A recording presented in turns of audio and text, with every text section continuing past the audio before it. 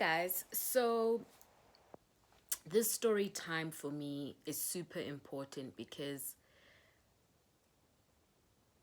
there's a lot I want to say that I wish somebody had said to me when I was going through my grief. And as uncomfortable as a topic grief is, it's so important that we have these conversations because so many people are walking on this earth with so much pain and so much desperation and dread and sorrow, and it's something we don't often talk about. And I'm just hoping really and truly, if this video helps one person, I'm good with that. These are things that I wish I knew when what had happened to me had happened to me when it had happened to me. And again, I hope this helps somebody. So to start off with, I'm going to tell you guys about my tragedy and then move into, how I'm coping with grief. And maybe these are tools that somebody out there could use to help them cope with grief. So for those of you who don't know, I did a short story time, not very short, I did a story time on it, I think back in 2019. But I'll just recap it a bit.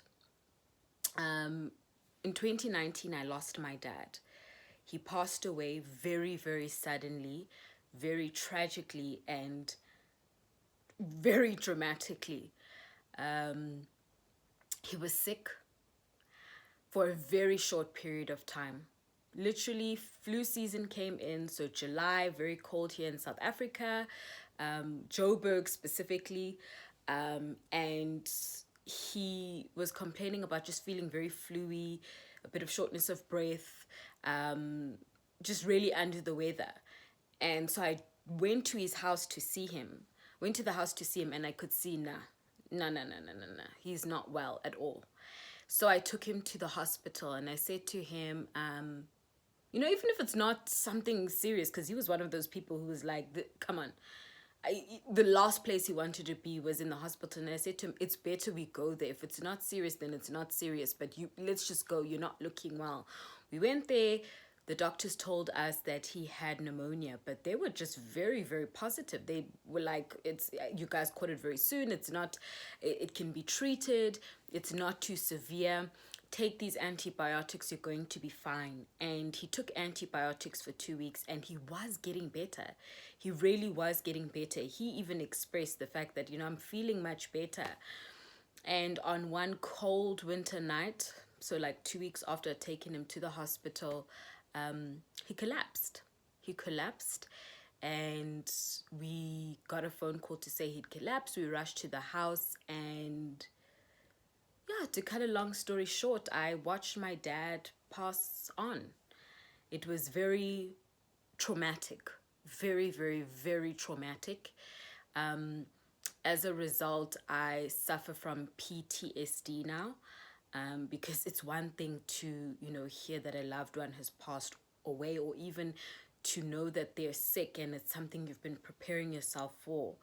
And then to actually watch somebody, like, you can see that you're slipping. I can see that you're not okay. And he was very aware that he was slipping away too. It was very, very, very tragic and very traumatic. For those of you who don't know, I was super close to my dad. He really was my everything. My life centered around him. His life centered around his children. He was that very, very present father who we pretty much did everything with. I experienced my first heartbreak with my dad. He was the go-to parent. He was the type of dad who would call me during the day to ask, what's on your mind? What are you thinking? Because he knew I suffer from quite bad anxiety, and I'm on medication for it. And so when I got too quiet, it made him uncomfortable. So he would call me. And funny enough, 2 weeks before he passed away, I had gotten really quiet. And he had called to say, like, what's on your mind? Is the anxiety, coming back? So we were really, really close. So him passing away was just very tragic. It was something that, I was not prepared for. And then, of course, the day after he died, I remember being in so much pain in my heart. I literally thought I was dying. I thought I was dying. There's no other way to describe the pain of losing a loved one. It is pain so deep within you that it is uncomfortable. You almost want to get out of your skin. It is so painful and so deep and profound and hard and scary and devastating. It's the worst. It is the absolute worst feeling. So I want to start now speaking to people out there who are experiencing grief. First and foremost, the days after the person has passed away are going to be some of the most dramatic days. When my dad had passed away, they moved us, and we were in the hospital. They moved us to a separate room after they had come in to tell us that he didn't make it. He didn't make it. They had moved us into a separate room, and a counselor came in, a grief counselor came in, and he said, this is the worst day of your life. This is literally going to be the worst day of your life. It is the worst day of your life. This has happened, and death, there's no other way to describe it but the worst day of your life. And so first and foremost, again, going back to what I was saying, the next couple of days after you've lost your loved one are going to feel like hell on earth. You are going to feel so confused, so traumatized, numb. It's the weirdest thing. You feel numb, but at the same time, you feel a lot of pain.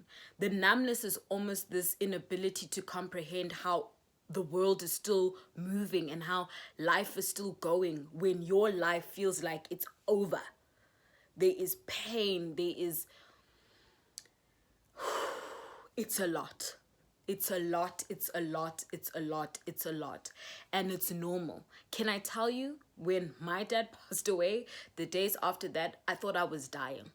No, I don't mean that. I'm not being dramatic. I don't mean figuratively. Literally, I thought I was dying. There was this pain in my chest, inside of me, that I thought, no, there's no ways somebody can live through this. I lay in bed for days thinking I wouldn't wake up because the pain was just too great. I genuinely believed I would not survive it. Then, of course, outside of the confusion and the deep pain, there's going to be this almost out-of-body experience that kind of overtakes you when now it's time for funeral arrangements to start happening, and it's conversations like that finality that, okay, now you're speaking about this person as if they're no longer here. And that pain, again, is something so uncomfortable and so foreign, because unless you've experienced grief before, this feeling, you've never had it. Ever had it. And so when people are speaking about this person as if they're no longer, because that's the truth, they are no longer. It's like a knife in your heart every single time, over and over again.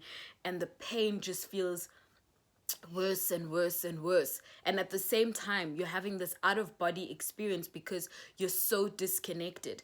People are talking to you, you're able to respond, you're able to walk, you're able to wake up, you're able to brush your teeth, you're able to do certain things, but it's almost as if something takes over your body and is doing it for you, because you almost feel like you're not here anymore. You're just not here. That's normal. I went through it. My twin sister went through it. I mean, we were comparing notes afterwards. It's normal. And of course, I had my doctor, my GP, who I was consistently speaking to, who was helping me through this process. And she was like, it's normal. It's absolutely normal. Then there's the anxiety that starts to creep in. The anxiety. And again, prior to him passing, I was somebody who suffered from anxiety, so mine was just on another level. And then the bargaining started for me. I knew my dad had died because the doctors had told me. They had even asked me if I wanted to come see his body, and I couldn't. I just couldn't. I couldn't accept it. I couldn't accept it. And so I said, no, I don't. And then the bargaining came. 2 days after he passed away, I remember bargaining with God. I remember saying to him, if you can somehow undo this, if you could somehow pull an MIB, like Men in Black, that thing that they press where people forget certain things, if you can somehow like make everybody who heard Daddy passed away forget that, and you can undo this, I'll do anything. I'll do anything you ask me. Like, I started bargaining with him. If you could make this a bad dream, I'll wake up and I'll make sure that I'm XYZ. I started bargaining with him and started saying things like, if you could do this, this, and this, I'll make sure this, and this. All of it was bargaining for my dad to come back. I couldn't believe it. And this is where, when they say it's you're unable to accept it. That's another phase that I went through. I was unable to accept it. I was unable to accept it for over a year. 2 months, in 2 months will be the second year of his passing. And I only accepted that he had passed away 3 months ago. So it's just that not believing, that not accepting. You know the person has passed away, but you almost cannot accept it. I went through a phase of convincing myself for my own, I guess, survival, that he hadn't passed away. He had gone somewhere that I couldn't quite reach him. And when he was able to get in contact, he would. And that's how I almost survived. That's how I survived. I told myself he wasn't gone. That was my coping mechanism. And then, of course, the isolation. As much as people around you want to pull you in and comfort you and be there for you, there's something that happens where you just don't want people around you. It's so uncomfortable. Grief is so uncomfortable that you almost feel like, I would rather experience this alone. I can't do with people around me. That too is very normal. I went through a phase of feeling like I didn't want to live anymore. I didn't ever have a moment where I wanted to kill myself, but I just didn't want to live anymore. I didn't. I couldn't understand who I was without my dad. Again, we were so close that in my mind, who am I without him? Who am I? What life do I have? What do I have to give without him? And then the funeral came and went. That's another thing that I want to tell you without making you feel sad, is that all the, I don't want to use the word hype, but all the activity that is happening around planning the funeral and the memorial service, you've constantly got friends and family around you. But after the person is gone and buried, maybe for the first couple of weeks, if you're lucky, month, 2 months, you're going to have people constantly there surrounding you to kind of make it seem a little easier. But there's going to come a point where those people go, and you're going to have to deal with what you're dealing with head on. You're going to have to deal with it. There's no longer those distractions. You're going to have to deal with what has happened. I do want you guys to know something. It's a very scary feeling. It's very uncomfortable. It's very traumatic. But I want you guys to know that it gets easier. It gets easier. I couldn't, in the moment after, or the moments even after he had passed away, the months, I couldn't accept that. I didn't believe that. I didn't feel that. I didn't think that. But it's true. It does get easier. It doesn't stop hurting, but it gets easier. And what I mean by that is the hurt is not as debilitating. There's something that happens where you're able to keep moving forward without feeling like today you can't get out of bed, or without feeling like you're going to be okay. That's the thing that I need you to understand now. You are going to be okay. It doesn't feel like it now. Trust me, you're going to be okay. I'm speaking as somebody who has been through this. I'm speaking as somebody who's listened to other people who've been through this tell me it. It's going to be okay. You're going to be okay. That's the first thing I wish I took in then and believed then. The second thing was be easy on yourself. A lot of people have this idea of, or this feeling, and I went through it for a short while, where a week or two after he had passed away, I started to feel like, oh, okay, no. A month or two after he had passed away, I started to feel like, is this something that I keep on talking to with people like it happened yesterday? Because time almost feels like it stands still. So, or time almost feels like, yes, time almost feels like it's standing still. And you feel like what has happened just happened yesterday. And for everybody else, they're continuing, they're moving on. I want you to know, the second thing I want you to know is that be easy on yourself. Be good to yourself. Don't start to feel as if you need to keep it moving, or don't start to feel like, well, he or she is gone and buried. It's already been 2 or 3 months. Now I have to start. No, you don't. No, you don't. You don't have to feel that way. Grief is grief, and you cannot put a time limit on it. So stop trying. Stop trying to give yourself almost a deadline as to when it needs to end. Please don't get me wrong. I'm not saying that you need to stay in this dark place where you're unable to do anything. But at the same time, you're allowed to keep grieving. You're allowed to keep mourning.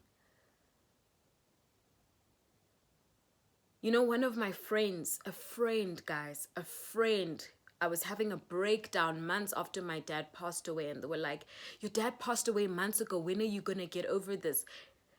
Excuse me. I might never get over it. Is that okay with you? I might never get over it. So don't feel like you have to get over it. Don't feel that way. That's the second thing. Being good to yourself. And when I say be good to yourself, I mean allowing yourself as much time as you need to grieve. 3, be good to yourself, literally. Make sure that the days you need to rest, you rest. Make sure when you need to cry, you cry. There's no shame in it. There's none. This whole be strong, be strong, be strong. Personally, I think my greatest strength throughout this grief process, so to speak, has been weakness. Allowing myself those moments to cry, to break down. Let me tell you, after he passed away, I tried to do that whole be strong. Everybody around me was saying, be strong, be strong. He would have wanted you to be strong. Until one day I collapsed in a mall. I was being strong for too long, and everything was just building and mounting. And that's why I say, be good to yourself. Cry when you need to cry. Let it out. Have your days where you lay in bed if that's what you need. The fourth thing is, don't stop speaking about it. A lot of people try to hold that pain in. Let me tell you something. Let me tell you something. The more you hold the pain in, the more you suppress it, the more of it you collect inside you. It's like a poison. It really is, because it's collecting all of this pain and heartache and negative feelings and emotion, and and for some, anger, anxiety, the inability to accept, PTSD, trauma, sleepless nights, being sleep deprived, anxious, all of it. You're pushing it in and in and in. No, no, no, no, no, no, no. Allow it to come out. Speak about it as much as you need to. Have those people who you trust, but speak, keep speaking. I think that's been one of my greatest gifts and and as much as my twin is the complete opposite, she's not much of a speaker, I'm seeing it in her even now, how much is coming out because she's starting to speak. Yes, we're all different. Some people don't really like to speak, but you need to speak. You need to let it out. You need to release it. And the fifth thing, the most important thing to me that my oldest sister kept on saying, and when she said it, there were days where I literally wanted to punch her face off. And that was lean into God. Lean into God. Guys, after my dad passed away, I couldn't pray. I just felt like I didn't know how to pray for over a year. I just couldn't. The pain was for me to even start talking to God about it felt like I had completely accepted, and I hadn't. And it felt so final, which it was. And I just didn't know what to say. I didn't know what to say. And at the beginning of this year, I decided with my sister to do a fast. So we did a 21-day Daniel fast, and my goodness, the peace that came onto us both. Through fasting, through prayer, through really turning to God and leaning on him, pulling him in close, helped me with so many questions I had. Not just with the questions, but it helped me accept it and be more at peace with it. It helped me see that there is really life after this type of tragedy. It's helped me change all those feelings. Let me not say change them, but it's helped me kind of convert. Well, that's the same thing. I don't want to say change, because it almost insinuates or suggests that I never have these bad feelings or this sadness, but it's helped me almost balance. It's helped me balance all the sadness with peace and feeling like it's going to be okay, and with more positivity and life and love and almost a lightness. It's helped me balance. It helped me balance. And I was speaking to a friend recently, and she was saying to me, like, Lala, how are you doing it? How are you still coping? And I said to her, it really has been because I have been leaning into God more. I've been leaning. I have a place to hand over my pain and my sadness. I really do feel I have a place to hand over my pain and my sadness. I don't have to lay in bed and feel tortured and traumatized. I can now light a candle and speak to God about how I'm feeling. And I don't know how to explain this to you, but there is something so profound and powerful about letting go of almost the flesh and allowing your spirit to operate, allowing your spirit to figure it out. Because boy, when you open that door and you say, God, I would like to invite you in, does he not come in? Jesus, I want to invite you in. Does he not come in? Lean into God. Somebody messaged me the other day on my IG and was telling me they're going through their own trauma. And she sent me a voice note and she was crying. It broke my heart so much. And she said to me, I don't know how to pray, Lala. How do I begin? And I said, I'm no expert, but I'll tell you how I began. When I was finally able to pray, I started off by thanking God.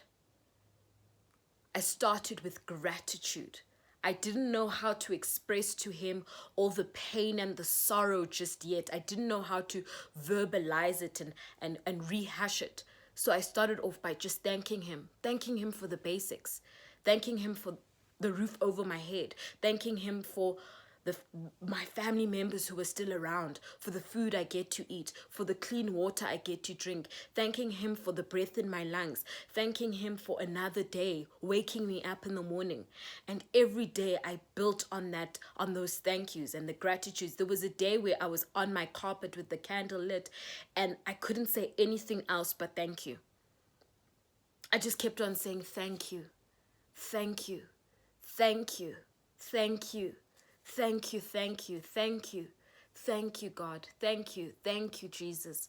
Thank you, thank you, thank you. Thank you, thank you. And the thank yous then became more personal and more specific. Thank you for blessing me with the father you blessed me with. I acknowledge that there are many people who are on this earth who have fathers but don't have dads. They don't have dads. They have men who have helped create them, but they don't have relationships with them. They don't have close relationships with them. They don't get to learn from them and experience the type of love that daddy poured into us. Thank you for all the opportunities, for the vacations we were able to take, for all the family time we spent together. Thank you that he taught us so much about love, about family, about giving, about kindness, about putting yourself out there for other people, about service to community. Thank you for all the hard work he did to help us ensure we went, or to ensure rather, that we went to good schools. Thank you, thank you, thank you. I started becoming more specific and more personal about all the things I was grateful for when it came to my dad. And slowly but surely, I was able to then start speaking about the pain. Like, God, with all of these things you blessed me with through this man, I'm in so much pain because he's not here anymore. What do I do? My prayer started with gratitude. My prayer started with gratitude. It almost opened the conversation up. God knows you. He knows your heart. He knows what's in it. But I almost felt like starting with gratitude was my reassurance to him, not that he needs it, but I don't blame you. It happened and I'm sad about it, but before daddy was ours, he belonged to you. He belonged to you and he did what you sent him to do. And it's painful because we weren't ready to let him go. But thank you. Thank you, thank you, thank you, thank you, thank you.